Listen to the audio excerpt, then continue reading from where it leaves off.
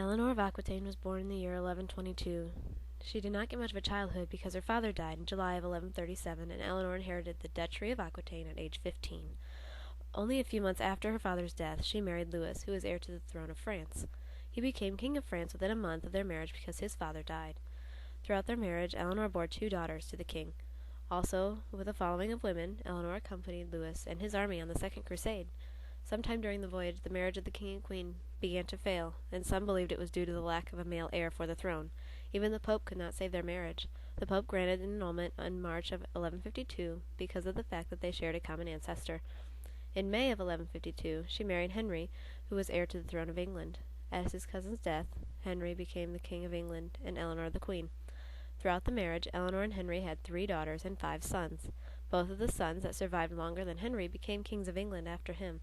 They were Richard the Lion-Hearted and John, who is also known as Lackland. In 1173, Henry's sons rebelled against him, and Eleanor sided with her sons.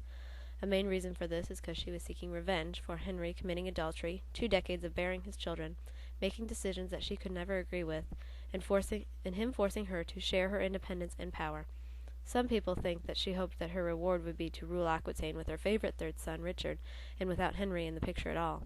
Unfortunately for Eleanor, Henry put a stop to the revolt and imprisoned the 50-year-old Eleanor in various prisons for the next 15 years.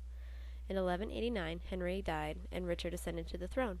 One of his first acts as king was to release his mother from her prison.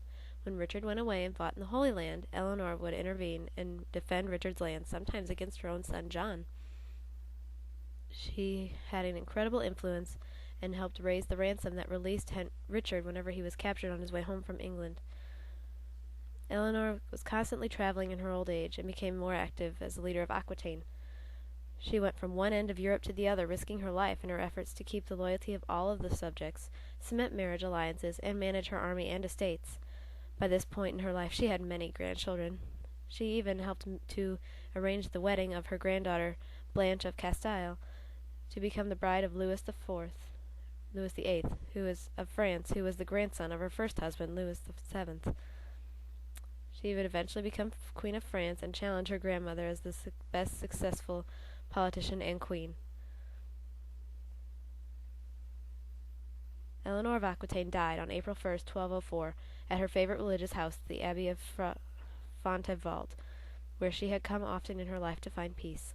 Eleanor will forever be remembered as an incredible politician, an amazing mother, and the queen of many countries.